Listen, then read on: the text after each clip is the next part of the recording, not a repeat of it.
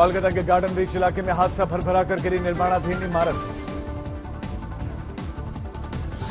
हादसे में 10 लोगों को किया गया रेस्क्यू। कोलकाता के CMRI हॉस्पिटल में भर्ती। अजमेर से बड़ी खबर, साबरमती एक्सप्रेस में बड़ा हादसा होने से बचा एक्सप्रेस, मालगाड़ी से जा भिड़ी। मदार रेलवे स्टेशन से पहले मालगाड़ी वहां पर खड़ी थी। हजारों की संख्या में पैसेंजर मौजूद थे। साबरमती से दिल्ली कैंट जा रही थी ट्रेन। इस हादसे में किसी भी तरह के जानमाल के नुकसान की खबर नहीं, सभी यात्री सुरक्षित। मिशन साउथ पर प्रधानमंत्री मोदी का दूसरा दिन। तमिलनाडु के कोयंबटूर में आज पीएम करेंगे रोड शो। तेलंगाना के जगतियाल में पीएम मोदी की एक रैली, बाद में कर्नाटक के शिवमोगा में सार्वजनिक रैली को करेंगे संबोधित। आंध्र प्रदेश के पलनाडु में पीएम मोदी की पहली रैली, कहा कि पूरा देश कर रहा है 4 जून को 400 पार। पीएम मोदी के जम्मू कश्मीर में हो रहे मोटर स्पोर्ट्स को लेकर एक ट्वीट, कहा कि यह देखकर बहुत खुशी होती है कि जम्मू कश्मीर की सुंदरता और निखर कर लोगों के सामने आएगी। दिल्ली में आज से 20 मार्च तक होगा स्टार्टअप महाकुंभ का आयोजन। भारत मंडपम में लगेगी कई डोमेन के स्टार्टअप्स की 3 दिवसीय प्रदर्शनी। राहुल गांधी की यात्रा का समापन मुंबई में एक मंच पर इंडिया गठबंधन के नेता जुटे। न्याय यात्रा के समापन पर विपक्ष ने उठाए कई मुद्दे। ईवीएम, चुनावी बॉन्ड, ईडी, सीबीआई और पुलवामा जैसे मुद्दे उठे।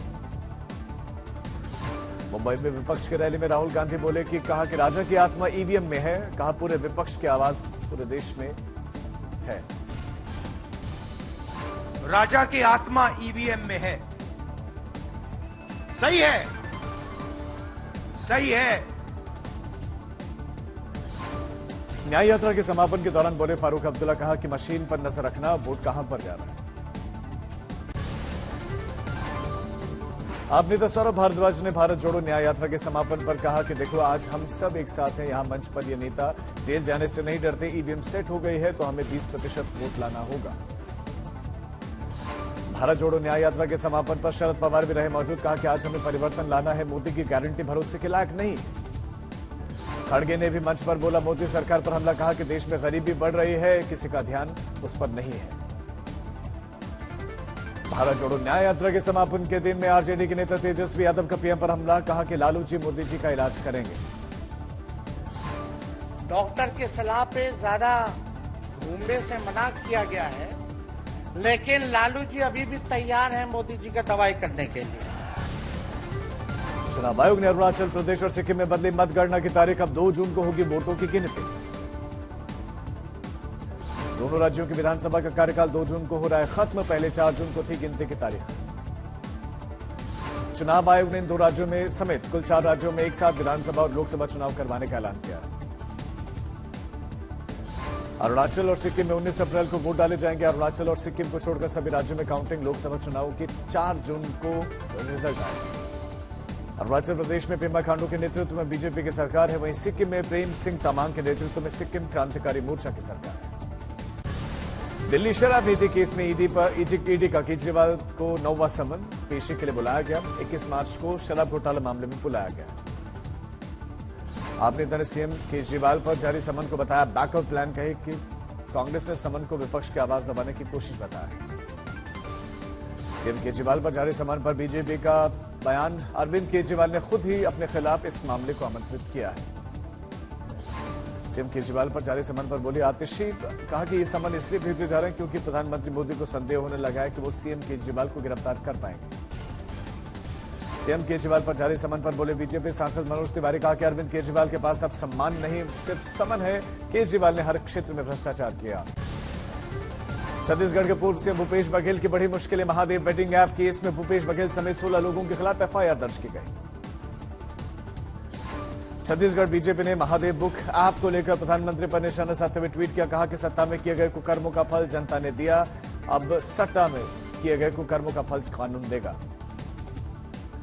सरकार पर निशाना साधते हुए बोले पूर्व सीएम भूपेश बघेल। कहा कि 2021 से आईटी, ईडी और सीबीआई इस पर है और ये सभी स्थानों पर गए हैं और सभी को नाम लेने की धमकी भी दी है। महादेव ऐप है, इसको बंद क्यों नहीं करती जबकि डबल इंजन की सरकार है? क्यों बंद नहीं कर रहे हैं? 4 महीने हो गए सरकार बने यहाँ, पूरे देश में हमने कार्रवाई की, इस कारण से मेरे खिलाफ एफआईआर हुआ है।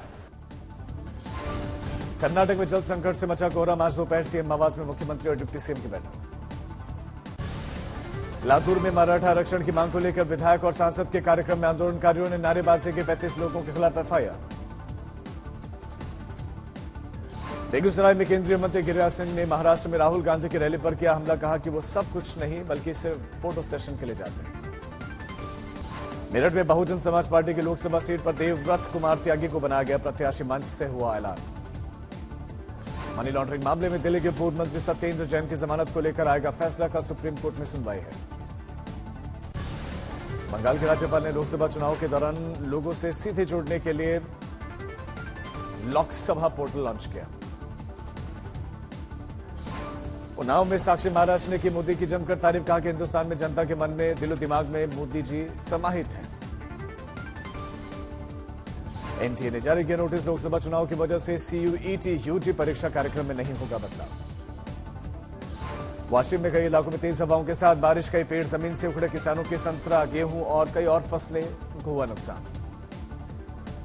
बागेश्वर में हल्की गर्मी के साथ शुरू हुई आग धधकने का सिलसिला भी। वन संपदा को पहुंच रहा है नुकसान। कोटा में कांग्रेस नेता अमीन पठान हुए गिरफ्तार। वन विभाग कर्मचारियों से बदसलूकी और मारपीट करने का है मामला। अवकाशकालीन कोर्ट ने अमीन पठान को भेजा जेल। नेता की गिरफ्तारी पर समर्थकों का गुस्सा। छिंदवाड़ा में बीजेपी नेता नितिन खंडेलवाल पर हुई फायरिंग। पुलिस ने मामले में एफआईआर की दर्ज। बद्रीनाथ में कांग्रेस विधायक राजेंद्र भंडारी की सदस्यता खत्म। बीजेपी में हुए शामिल।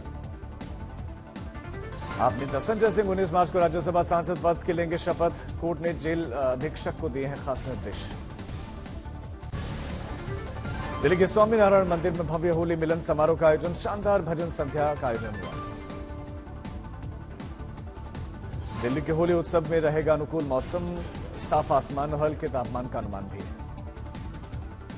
श्रीनगर में युवाओं ने बनाए बॉलीवुड स्तर के कश्मीरी वीडियोस एल्बम। इन युवाओं के कारण कश्मीरी संगीत उद्योग में अब बढ़ोतरी हो रही है।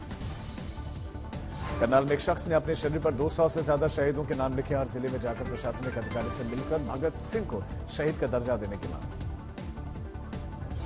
फतेहपुर में नन्हे रस्सियों ने बांसुरी बजाकर फागोत्सव का आगाज किया। फाग के गीत गाए। कानपुर में पैसे को लेकर दबंग और उसके बेटे ने युवती पर कार चढ़ाकर कुचल डाले पैर। पुलिस ने आरोपी को किया गिरफ्तार। अमृतसर में पुरानी रंजिश के चलते फायरिंग। पुलिस ने मामला दर्ज कर शुरू की जांच। एमपी के ग्वालियर में पुलिस ने चलाया स्पेशल अभियान। 500 से ज्यादा फरार बदमाशों की तलाश में जुटी है पुलिस। अलवर में बोर्ड की परीक्षा देकर लौट रही दलित छात्राओं से मुस्लिम समाज के युवकों ने की छेड़खानी। विरोध करने पर स्कूल के साथी छात्रों और छात्राओं से मारपीट। संभल में पुलिस ने हत्या करके फेंके गए युवक के शव का किया खुलासा। बीमा की रकम के लिए पत्नी ने उतारा मौत की घाट। जामताड़ा में जेपीएससी परीक्षा के प्रश्न पत्र लीक होने का आरोप लगाते हुए छात्रों ने किया हंगामा। पुलिस ने जांच का आश्वासन दिया। गुजरात में फर्जी अधिकारी का एक और मामला सामने आया। द्वारका में फर्जी आर्मी कैप्टन बनकर कर रहा था बदमाश ठगी। विकासनगर में महिला ने नहर में लगाई छलांग। मौके पर पहुंची एसडीआरएफ की टीम ने बचाई जान।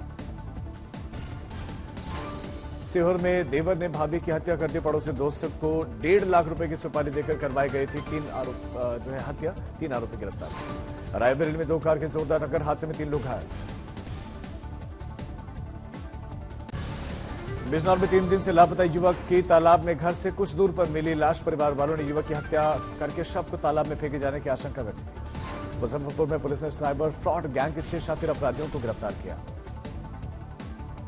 बांदा में हर्ष फायरिंग के दौरान युवक के सीने में लगी गोली। फायरिंग करने वाला शख्स गिरफ्तार। सहरसा में ऑनलाइन गेम के जरिए लोगों को ठगी का शिकार बनाया। साइबर फ्रॉड गिरोह के 3 सदस्य पकड़े गए। सवाई माधोपुर में स्कूली बच्चों को जय श्री राम कहना पड़ा। महंगा टीचर ने बच्चों को दी सजा। टीचर के खिलाफ केस दर्ज। बुल्ढाना में 31 लाख रुपए के गांजे समेत एक आरोपी को पुलिस ने पकड़ा। कई दिनों से गांजे की तस्करी कर रहे थे। दरभंगा में पुलिस ने जब्त किए बड़ी मात्रा में प्रतिबंधित नशीली दवाएं। पुलिस ने 2 नशा तस्करों को पकड़ा। लातूर में 2 युवकों ने कई दुकानदारों से गुंडागर्दी की। तोड़फोड़ करके वसूले पैसे। पुलिस ने पीछा करके दोनों को पकड़ लिया। पटना में एक ट्रक में लगी भीषण आग, कुछ ही मिनटों में पूरा ट्रक जलकर खाक। उधम सिंह नगर में अवैध अफीम की खेती पर पुलिस का शिकंजा, तस्करों को गिरफ्तार किया। धौलपुर में पुलिस ने अवैध हथियारों के खिलाफ कार्रवाई की, अवैध हथियार बनाने की फैक्ट्री पर छापा मारकर हथियार समेत 2 बदमाश गिरफ्तार। गढ़वा में दिखी स्वास्थ्य विभाग की लापरवाही, सड़क किनारे बड़ी मात्रा में फेंक की गई थी दवा। दरभंगा में मिथिला यूनिवर्सिटी परिसर में स्थित कैफे में एक हिस्से में लगी आग, समय रहते बुझा ली गई आग। बूंदी में एक नदी में सेल्फी ले रहे चार दोस्तों में 2 की डूबकर मौत हो गई, रेस्क्यू टीम ने बाकी 2 को बचा लिया। मुजफ्फरनगर में 2 अंतर्राज्यीय शराब तस्कर किए गए गिरफ्तार, बड़ी मात्रा में अवैध शराब बरामद।